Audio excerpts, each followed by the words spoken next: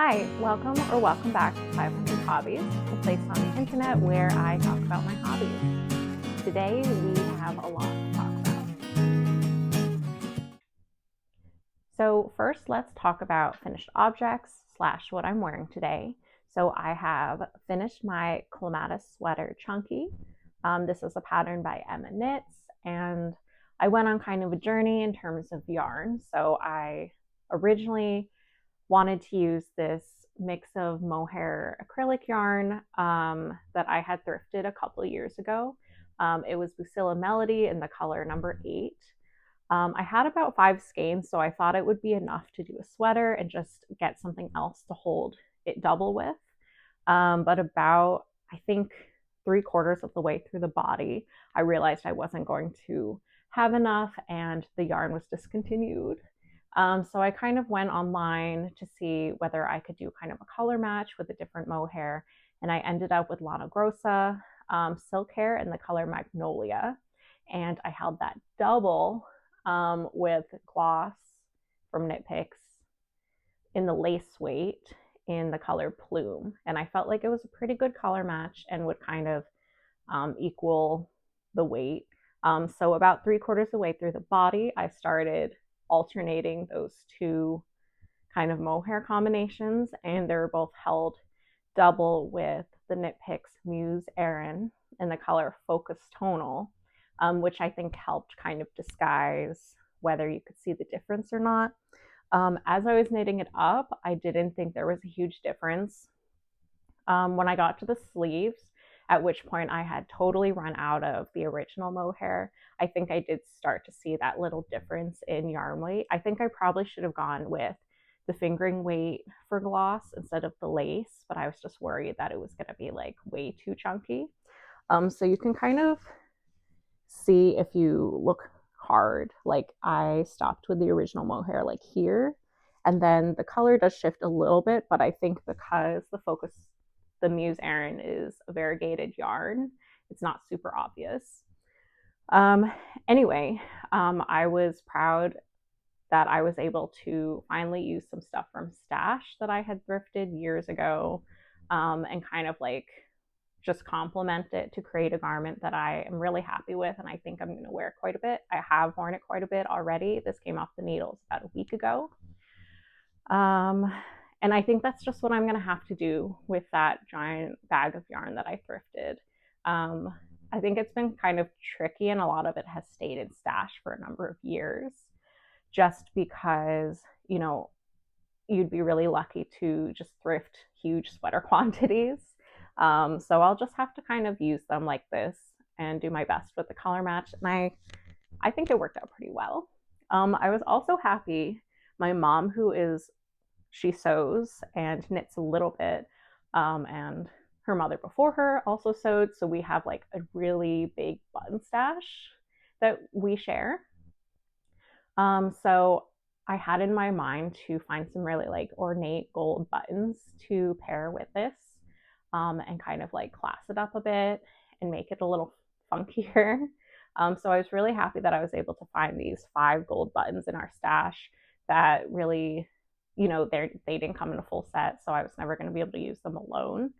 So by mixing and matching them, I think it was kind of a cool look. And I'll put some more pictures here.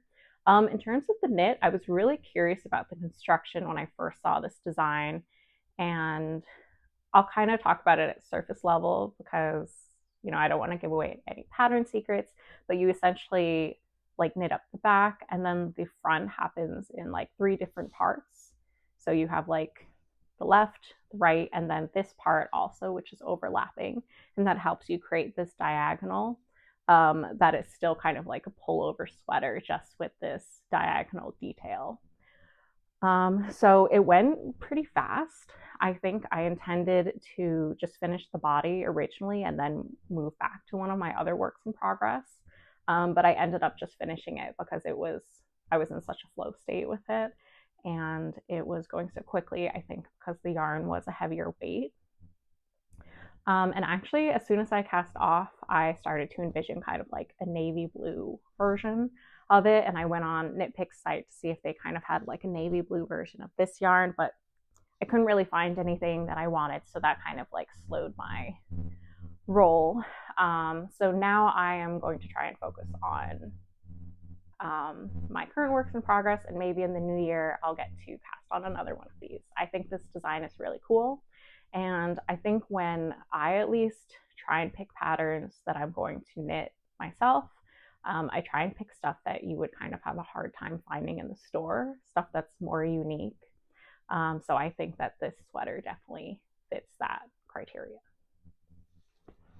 Okay, so next I am going to talk about my one main work in progress. I think this is the only thing that I have on my needles, apart from things that have been on the needles for a very long time, since I've cast off the Clematis, and that's my Ingrid Sweater. If you've been following along, you know this is a gift knit for this Christmas, so it's good that I'm getting along. It will look like I haven't done much, but essentially what I did last time I talked about how the Ingrid sweater in the size large seemed like a little bit too large. And at that time I was like, you know, this was so much work, there's no way I'm gonna frog it. And basically 2 days after I had filmed that, I was like, there's no way I can gift such an oversized sweater, mostly because that's what I did for my brother's birthday last year. So I decided to go through the pain of frogging. If you remember, I had completed the entire body of the size large, and I did that in about a month. So I kind of thought to myself, it'll probably go a lot faster doing the size small. And also at the time that I finished knitting the body of the size large, I only had 2 balls of yarn left. So I knew I was going to have to buy more. So I thought maybe if I sized down, that might help that issue as well. And it did go a lot faster, I think, because I was really familiar with the textures and the different knitting patterns. So I'm actually almost done with this. So I finished the body again. I worked one sleeve, and I think I'm going to finish the second sleeve in the next couple days. And then that'll be off the needles. For yarn, I am working with Knitting for Olive Heavy Merino in this color Deep Petroleum Blue. And I think the pattern so far has been really nice. I think I mentioned last time this was the first time I worked folded collar. This one went a little less smoothly than it did the first time, but I think it's good enough. And then for the sleeves, I did make a little mistake in the decreases. The pattern said to decrease by 2 stitches every X number of rows, and I just I guess did not read to the end of the sentence because I only did 1 increase. So essentially what I did was do all those decreases right before I did the wrist ribbing, and I think that is still fine. It just means that I'm going to have to make that same mistake on the second sleeve. So I'm doing that now. I have been in the process of filming a pattern vlog for the making of that, so I won't go into more detail, but you know, keep an eye out for that. That'll come soon. In terms of what's next, because I'm really surprised that I'm going to have pretty much 0 works in progress after I cast this off in a couple days. According to my fall knitting plans, I do intend to cast on the olive cardigan next. So I have the yarn. Let me find it. And that is Knitting for Olive classic combination of merino and soft silk mohair. This is the color Artichoke Purple. It was a leftover from another sweater I did. And yeah, I found out that the pattern is actually, I thought it was just going to be the classic merino mohair situation, but it actually asks for the merino to be held with 2 strands of mohair. And since I thought this was actually a little bit lighter purple than my mom would have liked anyway, I ordered a darker purple mohair from Knit Picks during their big flash sale a couple weeks ago in the color Ube. So I'm really excited to swatch that and kind of see how that works. Well, I did kind of swatch originally during the beginning of the season, but I think it'll be interesting to see how that texture kind of all works together. Okay, so finally, we are going to talk about new acquisitions. I actually have a lot of stuff that I have been waiting for and anticipating. So a couple months ago, I came across this hand dyer, Hello Lavender. I think she's based right outside of Chicago, so not super far from me in Indianapolis. And I was just like really taken by the colorways. So I ordered 4 skeins back then, and obviously with a hand dyer, like there's a little bit of a wait time. So they finally arrived last week. So I have 4, it's the cashmere sock. So 80% superwash merino, 10% recycled nylon, and 10% cashmere in the color More. This said to me just like very peacock-ish. I've been looking for the right yarn to do something, a really nice shawl for my mother-in-law. And when she visited us recently, she was looking at these, we went to kind of like a dishware place, and she took a look at all these like peacock themed plates. So when I saw this colorway, it really reminded me of that and of her. So I am going to be trying to design something with these, probably sometime in the spring. Her birthday is in May, so I think this would be a really nice birthday gift.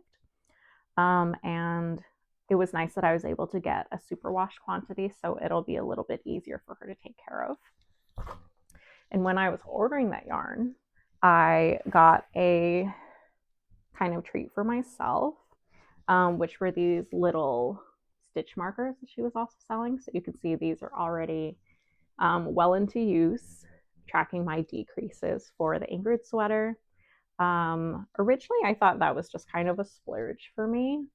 Like every time you buy knitting stuff, it usually comes with these like little plastic stitch markers. So I thought, why do I need ones that look so nice? It's obviously just a treat for me, but honestly, it brings me such joy when I put it on here. I think it was worth it. And probably has changed my mind on buying like novelty stitch markers in the future. And then lastly, I mentioned earlier that Knit Picks had their big flash sale. I guess they do this every November where a lot of the yarn is like 60% off. So I took the opportunity to get a sweater / cardigan quantity of gloss. So recently I was talking to my friend, and he was expressing that he really wanted a cardigan, and he wasn't doing an ask or anything, but I thought this is a really good opportunity for me to do something nice for him. Last year I made him the Carl Johan sweater for his birthday, and he wears it to death. So I thought, he is someone that I consider knit worthy. Also, I I think a few years ago I promised him a cardigan, and I bought this pattern that at the time was just way above like my skill level. So I thought, I've learned more, and I'm going to knit him the cardigan. So I got a whole sweater quantity of gloss in the color Captain. I worked with gloss before, really happy with it. It's 70% merino wool, 30% silk, so it's very nice. I talked about it, I think, in my big Knit Picks yarn review video, so check that out if you haven't seen it already. I will say in terms of color, I thought this was going to be more of a navy than it is kind of a teal, but I think it'll still work for kind of the color palette that he typically goes for. Yeah, so I think once I kind of get a little bit into the olive cardigan, or as I'm waiting for things to block, maybe I'll swatch this up. His birthday is at the end of the year. Obviously, there's not enough time to do a cardigan unless I want to give myself carpal tunnel. So my plan is to just knit up the swatch and then give him that with his birthday card this year and kind of say like, it's coming. And I think if you are someone that wants to do gift knits but feel kind of a lot of pressure and anxiety around like finishing it by Christmas, especially when it's a holiday that you may be gift knitting for several people. I feel like gifting the swatch is like a nice thing to do because then they get to see kind of the texture of what it's going to be like, and you don't have to work on this crazy deadline. So that's something that I aim to be doing more in the future. Okay, that's all we have to talk about today. I felt like there was a lot to talk about, and I am so proud to have finished my Clematis and almost cast off my Ingrid sweater. And I think that my fall and winter knitting plans are actually coming along quite nicely for the timeline. So happy knitting, and thanks for tuning in, and I'll catch you in the next one.